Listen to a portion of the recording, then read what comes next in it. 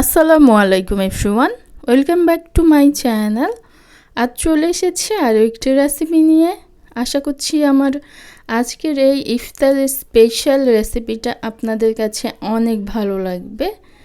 আজকের রেসিপি হচ্ছে খেতেও মসুর ডাল অনেক মজাদার, সিদ্ধ ডিম দিয়ে অনেক মজাদার একটি রেসিপি। দেখতে যেমন সুন্দর। চলে যাচ্ছি এখন আমি মূল রেসিপিতে।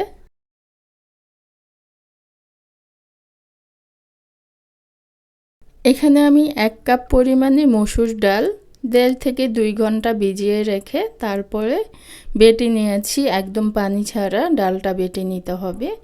এখন দিয়ে দিচ্ছি এখানে হাফ চা চামচ পরিমাণে ধনিয়া গুঁড়া, লবণ দিয়েছি স্বাদ মতো, মরিচের গুঁড়া 1 চা চামচ,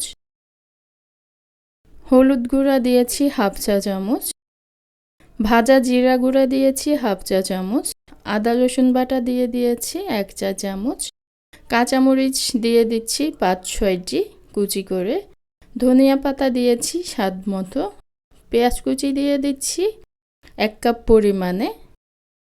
এখন সব কিছু ভালোভাবে মেখে নিব।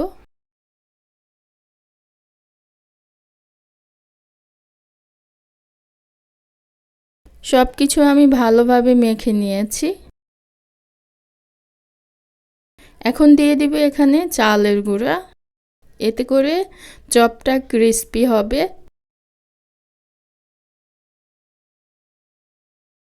1 ফুড কাপ পরিমাণে আমি চালের গুঁড়া দিয়েছি, দিয়ে আবার মেখে নিচ্ছি।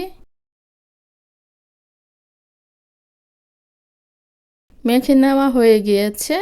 এখন নিয়ে নিচ্ছি ডিম। আমি 4টা ডিম নিয়েছি সেদ্ধ করে।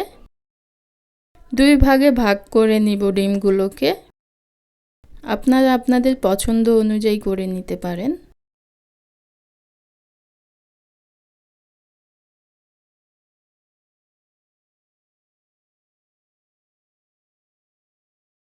ডিমগুলোকে আমি কেটে নিয়েছি।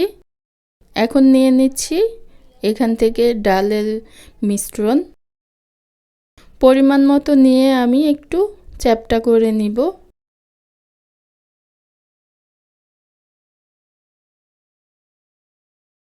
এখন ডিম দিয়ে দিচ্ছি, কাটা অংশটা ভেতরে দেব।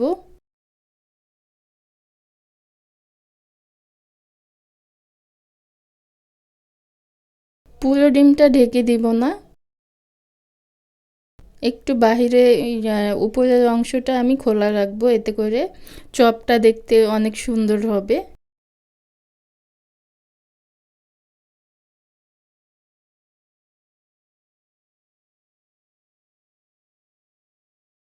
এই তো হয়ে গিয়েছে একটা।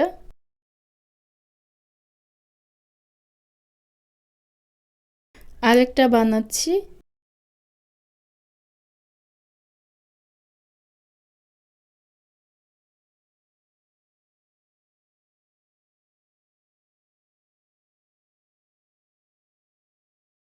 কাটা অংশটা ভিতরে দিতে হবে, তা না হলে কুসুমটা বেরিয়ে যাবে। আর এভাবে দিলে দেখতেও সুন্দর লাগবে।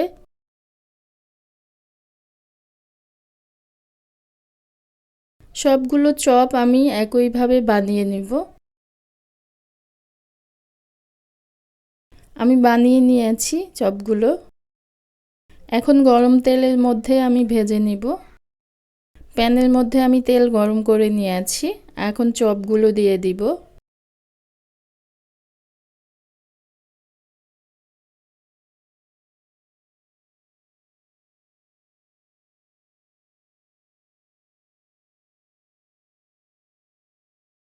সবগুলো চপ দিয়ে আমি ভেজে নিয়েছি। মিডিয়াম আঁচে রেখে ভাজতে হবে। উল্টে দিচ্ছি।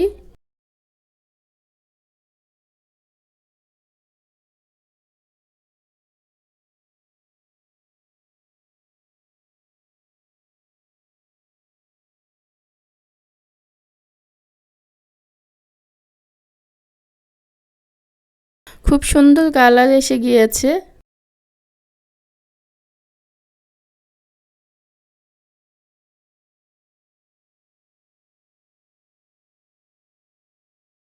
চপগুলো ভাজা হয়ে গিয়েছে, এখন আমি তুলে নেব তেল থেকে।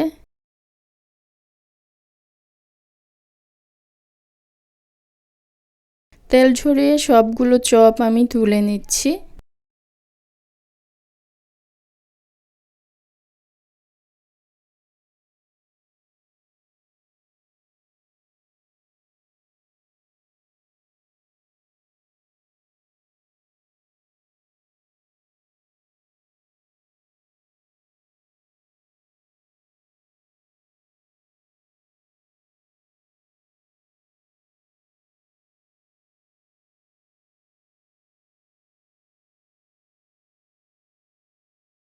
মাশাআল্লাহ, দেখতে যেমন সুন্দর হয়েছে, খেতেও আলহামদুলিল্লাহ অনেক মজার হয়েছে আর অনেক মুচমুচে হয়েছে চপগুলো।